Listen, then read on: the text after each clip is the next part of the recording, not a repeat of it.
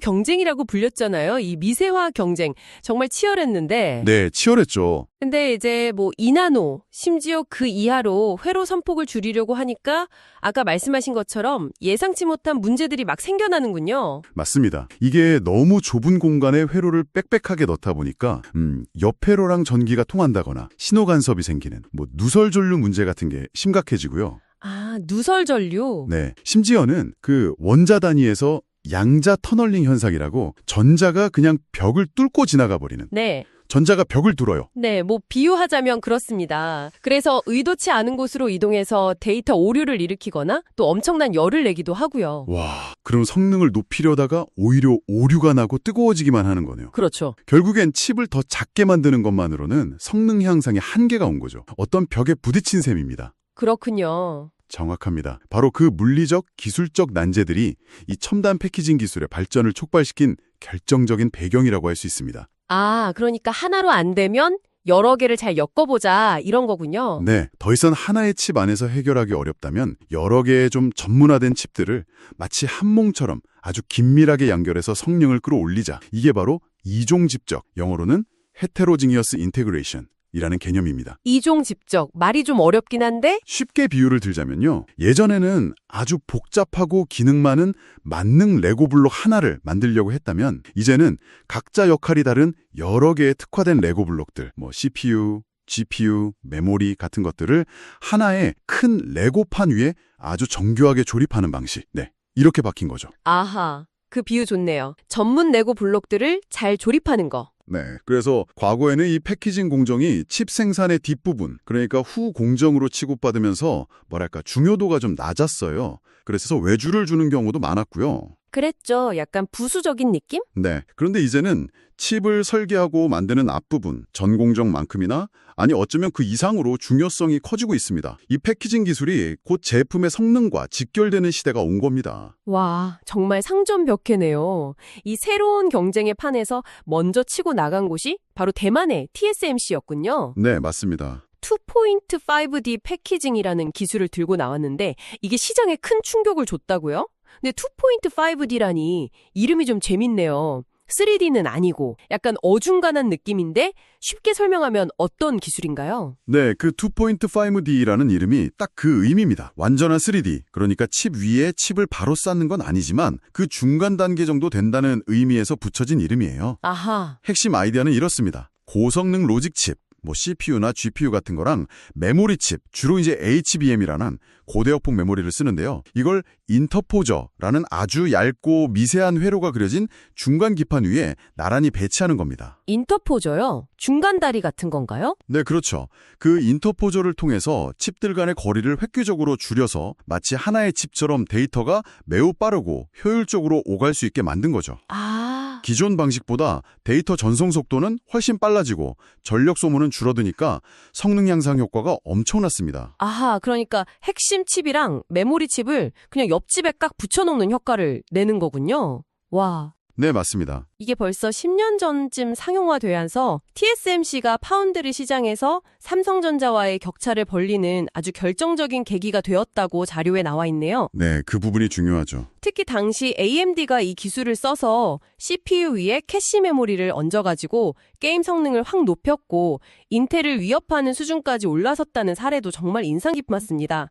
애플도 이걸 썼고요. 맞습니다. TSMC의 이 2.5D 기술, 특히 이제 코어스라고 불리는 기술인데요. Chip on Wafer on Substrate의 약자입니다. 이게 고성능 컴퓨팅, HPC나 AI 가속기 시장에서는 거의 뭐 표준처럼 자리 잡았습니다. 엔비디아의 최신 GPU들도 대부분 이 코거스 기술을 기반으로 만들어진. 엔비디아까지요. 와, TSMC가 이걸로 정말 재미를 많이 봤네요. 네, 그렇죠. 반면에 삼성전자는 어땠냐 하면 당시에는 TSMC와 같은 이런 2.5D 기술 개발보다는 한 단계 더 나아간 3D 패키징 기술, 그리고 특히 오늘 뒤에서 좀 자세히 다룰 패널 레벨 패키징, PLP 쪽에 더 집중하는 전략을 택했습니다. 아, 삼성은 바로 다음 단계를 노린 거군요. 네, 일종의 초격차를 노린 장기적인 포석이었다고 볼 수 있죠. 그런데 그 결과가 단기적으로는 좀 아쉬웠던 것 같아요. 자료들을 보면 TSMC가 2.5D로 시장을 막 장악하는 동안 삼성은 차세대 기술에 투자했지만 당장의 시장 흐름에서는 조금 뒤처지게 된 셈이니까요. 네, 그런 측면이 분명히 있습니다. 당시 삼성의 이런 전략에 대해서 내부적으로나 업계에서는 어떤 시각들이 있었는지 좀 궁금하네요. 결과만 보면 좀 안타까운데 과정에서는 어떤 고민들이 있었을까요? 아, 좋은 질문이십니다. 그 당시 업계에서는 사실 의견이 좀 분분했습니다. TSMC의 2.5D는 이미 검증되고 시장 수요가 확실한 기술이었잖아요. 네, 그렇죠. 당장 돈이 되는 기술. 네, 그런데 삼성이 그걸 따라가지 않고 바로 다음, 또 그 다음 단계 기술에 집중하는 건 상당한 위험 부담이 따르는 결정이었죠. 그래서 이거 너무 현실적인 시장 수요를 놓치고 너무 먼 미래만 보는 거 아니냐, 이런 비판적인 시각도 분명히 있었습니다. 그럴 수 있겠네요. 하지만 삼성 내부적으로는 뭐랄까, 어차피 TSMC를 따라가는 건 2등 전략일 뿐이다. 시간이 좀 걸리더라도 우리가 먼저 차세대 기술을 선점해서 판도를 뒤집어야 한다. 이런 의지가 강했던 것으로 보입니다. 아, 역시 초격차 DNA가. 네, 결과적으로는 TSMC에게 단기적인 주도권을 내준 측면이 있지만 또 이 결정이 먼 미래, 특히 지금 저희가 이야기할 AI 시대의 초대형화 트렌드와 맞물려서 어쩌면 새로운 기회가 될 수도 있다는 점이 또 흥미로운 부분입니다. 네, 맞아요. 이제 경쟁의 무게중심이 2.5D를 넘어서 3D 패키징으로 옮겨가고 있다는 점도 주목해야 할 것 같습니다. 이건 정말 말 그대로 칩 위에 다른 칩을 쌓아 올리는 거잖아요. 네, 그렇습니다. 마치 아파트를 짓듯이 수직으로 칩을 착착 쌓는 개념이죠. 공간 활용도를 극대화해서 더 많은 기능을 넣고 칩 간의 거리를 더 줄일 수 있겠네요. 정확합니다. 3D 패키징은 2.5D보다 한 단계 더 진화한 기술로 볼 수 있는데요. 데이터 전송 거리를 수직으로 더 단축시키니까 성능이나 전력 효율을 더 높일 수 있습니다.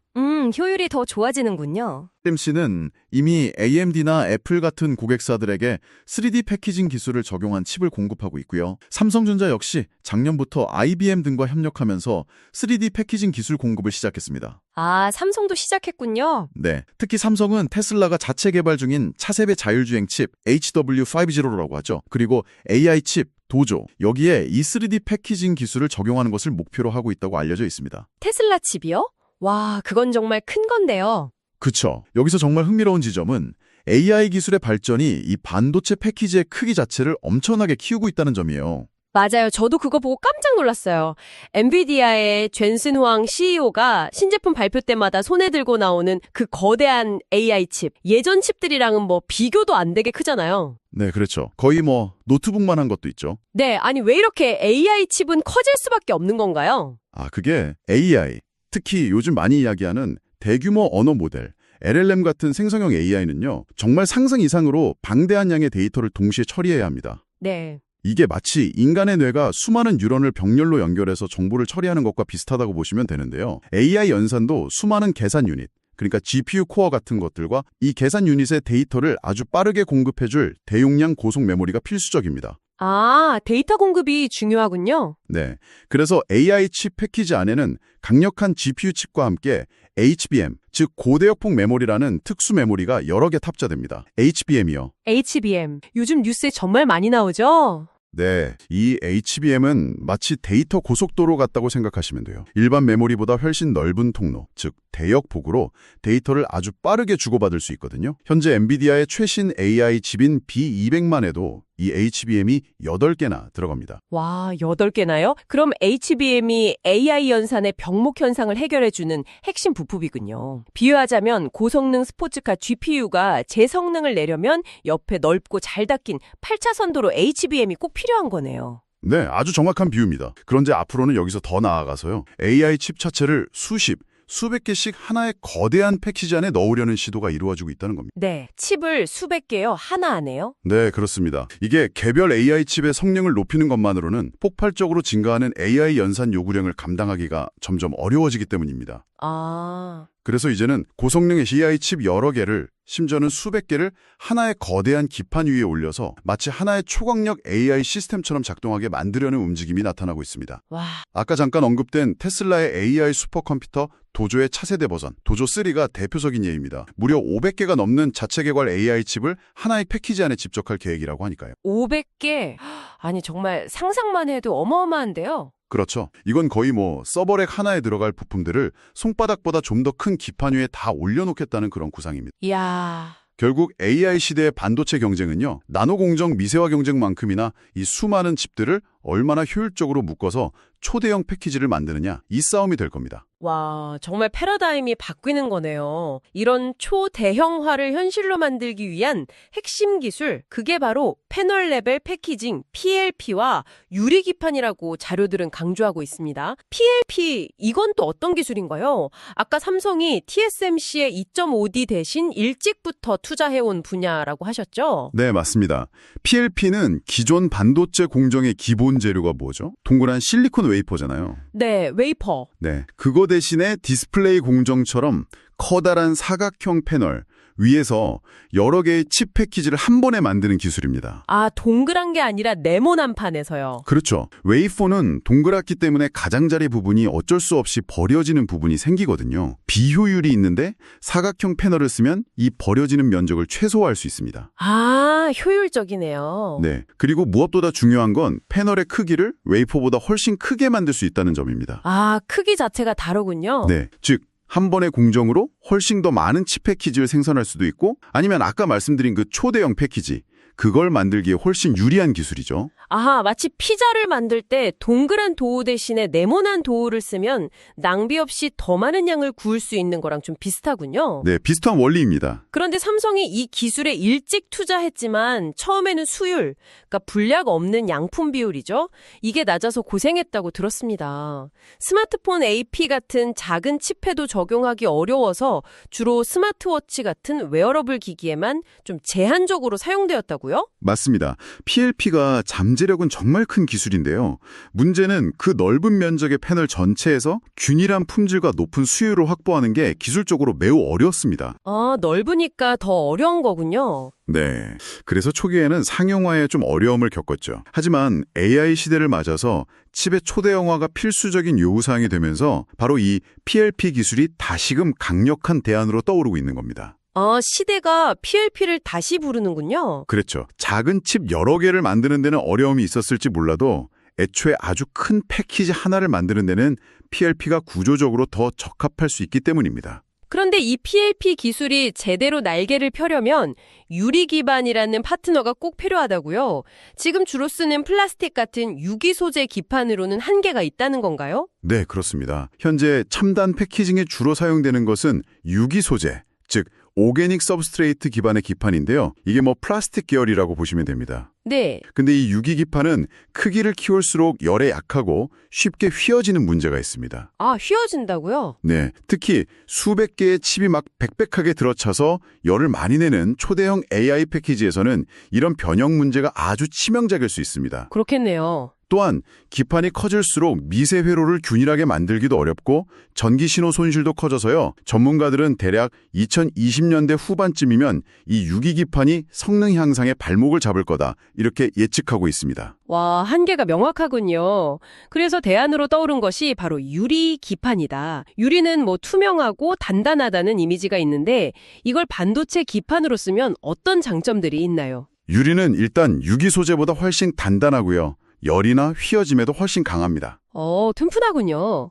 네, 그리고 표면이 매우 매끄러워서 더 미세한 회로를 새기기에도 유리하고요. 전기적 특성도 우수해서 신호 손실 없이 고속 데이터 전송이 가능합니다. 장점이 많네요. 그리고 무엇보다 중요한 건 유기 기판보다 훨씬 더 큰 크기로 만들 수 있다는 겁니다. 아, 크기가 또 핵심이군요. 네, 이런 특성들 덕분에 유리 기판을 사용하면 더 많은 칩을 더 촘촘하게 집적하면서도 안정적으로 작동하는 그런 초대형 패키지를 만들 수 있게 되는 거죠. 삼성전자가 개발 중인 SOP, 시스템 온 패널이라는 기술이 있는데요. 이게 가로 400mm, 세로 510mm에 달하는 초대형 유리 기판 기반 패키징을 목표로 하고 있습니다. 400에 510이요. 와, 40cm에 50cm가 넘는 거네요. 네, 엄청나게 크죠? 이는 현재 현재 TSMC가 코어 WS 기술로 연거능한 최대 크기, 대략 한 240mm 정사각형 정도 되거든요. 그걸 훨씬 뛰어넘는 수준입니다. 와, 이건 정말 격차가 큰데요. 물론 유리기판도 초기 투자 비용이 많이 들고 또 깨지기 쉬운 유리 특성상 다루거나 수율 확보에 어려움이 있겠지만 만약 삼성의 이 기술을 성공적으로 상용화한다면요. 특히 2030년경 AI 반도체 시장에 본격적으로 적용된다면 와, 정말 게임 체인저가 될 수도 있겠군요. 네, 맞습니다. 삼성이 2.5D 경쟁에서 잠시 주춤했던 것이 어쩌면 이 PLP와 유리기판이라는 더 큰 그림을 위한 숨고르기였을 수도 있겠다. 이런 생각도 드네요. 네, 바로 그 가능성 때문에 지금 업계가 주목하고 있는 겁니다. 삼성전자는 PLP 기술에서는 오랜 연구 개발을 통해서 세계 최고 수준의 노하우를 가지고 있고요. 유리기판 기술 역시 자회사인 삼성전기를 중심으로 아주 적극적으로 개발하고 있습니다. 아, 삼성전기가 하고 있군요. 네, 만약 이 두 기술, 그러니까 대면적 패키징에 유리한 PLP 공정 기술하고 초대형 고성능 패키징을 가능하게 하는 유리기판 기술, 이게 성공적으로 결합된다면 네. 그러면 TSMC가 2.5D 기술로 구축해온 첨단 패키징 시장의 판도를 흔들고 차세대 AI 반도체 시장에서 강력한 경쟁 우위를 확보할 잠재력이 충분하다고 봅니다. 와. 물론 말씀하신 대로 초기 비용하고 수율 안정화라는 큰 숙제를 풀어야 하지만요. TSMC 역시 가만히 있지는 않고 더 큰 2.5D 패키지를 만드는 기술, STX 같은 걸 개발하면서 대응하고는 있습니다만 PLP와 유리기판 조합의 파괴력은 분명 위협적일 수 있습니다. 그렇군요. 이런 거대한 기술 전환기에는 또 새로운 기회를 잡는 기업들도 등장하기 마련이죠. 여러분이 보내주신 자료에도 몇몇 주목할 만한 국내 기업들이 언급되어 있습니다. 이 복잡하고 거대한 PLP나 유리기판 패키지를 실제로 만들려면 기존과는 다른 새로운 장비나 소재, 기술들이 필요할 텐데요. 맞습니다. 이 첨단 패키징, 특히 유리기판을 활용한 PLP는요. 기존 공정과는 다른 새로운 도전 과제들을 안고 있습니다. 예를 들어서 유리는 아까 말씀드린 것처럼 단단하고 화학적으로 안정적이거든요. 그래서 식각, 즉 필요한 회로 모양대로 깎아내는 것 자체가 상당히 까다롭습니다. 아, 깎기가 어렵군요. 네, 또 패키지 내부의 안정적인 전력 공급을 위해서 MLCC라고 적층 세라믹 컨덴서라는 초소형 부품들이 있는데요.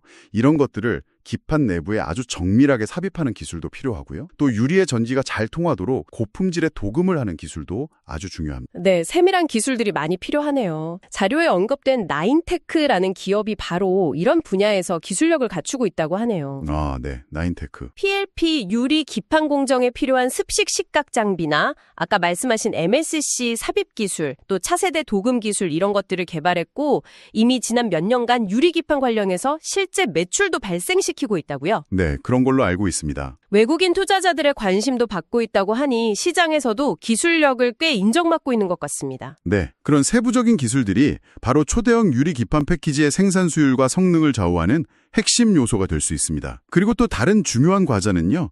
이렇게 복잡하고 커진 패키지 내부에 혹시 결함은 없는지, 회로는 제대로 연결되었는지 이걸 검사하고 또 수리하는 기술입니다. 아, 검사하고 수리하는 거, 그것도 중요하죠. 네, 기가비스라는 기업이 바로 이 분야의 강자로 언급되어 있습니다. 이 회사는 원래 반도체 기판 내부에 미세 회로를 광학 기술로 검사하는 장비에 특화되어 있는데요. 최근에는 검사뿐만 아니라 발견된 불량을 자동으로 수리하는 설비까지 개발했다고 합니다. 와, 검사랑 수리를 한 번에 한다고요? 그럼 수율 향상에 정말 결정적인 역할을 하겠네요. 그렇죠. 효율이 엄청나게 올라가겠죠. 특히 SK그룹의 유리기판 자회사인 앱솔릭스에도 솔루션을 공급하고 앞으로 삼성전자나 SK하이닉스의 유리기판 양산 라인에 테스트 장비를 거의 독점적으로 공급할 가능성까지 제기된다고요. 네, 그런 전망들이 나오고 있습니다. 게다가 PLP 내부 검사 장비 개발 경험도 있어서 삼성전자의 로드맵과도 방향성이 잘 맞는다는 분석도 있고요. 그렇습니다. 유리기판처럼 이렇게 3차원적으로 복잡하고 미세한 구조를 가진 패키지에서는요.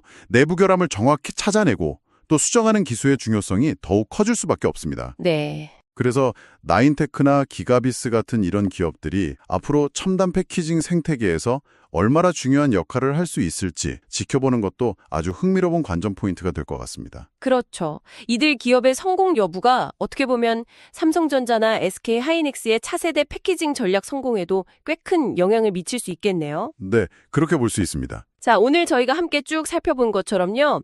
반도체 산업의 경쟁의 축이 더 작게 만드는 미세 공정에서 이제 더 잘 묶고 쌓는 첨단 패키징으로 정말 빠르게 넘어가고 있습니다. 네, 그 변화가 아주 뚜렷하죠. 특히 AI가 요구하는 그 상상을 초월하는 성능을 구현하기 위해서 칩을 더 높이 쌓아 올리고 3D 또 더 넓은 면적에 촘촘히 배열하는 초대형화, 이 기술이 핵심 승부처가 되었네요. 네.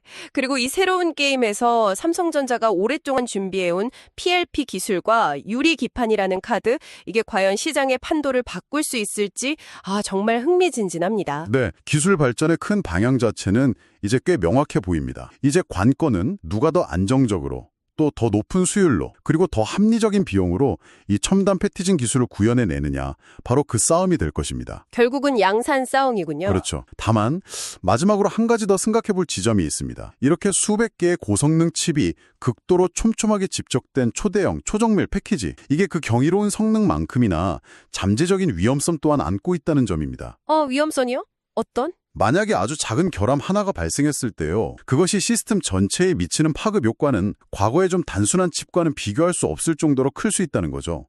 그렇겠네요. 워낙 복잡하게 얽혀 있으니까요. 수백 개의 부품이 얽힌 복잡한 기계일수록 작은 고장 하나가 전체 시스템을 그냥 멈추게 할 수도 있는 것처럼요. 바로 그겁니다. 따라서 이 고도로 집적된 패키징 기술의 신뢰성을 어떻게 확보할 것인가 하는 문제가 앞으로 더욱 중요해질 것입니다. 신뢰성. 네, 단순히 성능 경쟁뿐만 아니라 이 복잡한 시스템을 얼마나 안정적으로 만들고 또 유지할 수 있느냐가 또 다른 핵심 경쟁력이 되겠죠. 네, 일리가 있습니다. 그리고 이 치열한 기술 경쟁이 궁극적으로 미래 AI 시대의 기술 패권 구도를 어떻게 재편하게 될 것인지, 그 거시적인 변화의 흐름을 계속해서 주시하는 것이 중요할 것 같습니다. 네. 오늘 저희의 탐구는 여기까지입니다. 여러분의 지적 호기심을 채우는 데 조금이나마 도움이 되었기를 바랍니다. 네, 오늘 정말 흥미로운 이야기 잘 들었습니다. 청취자 여러분도 유익한 시간 되셨기를 바랍니다.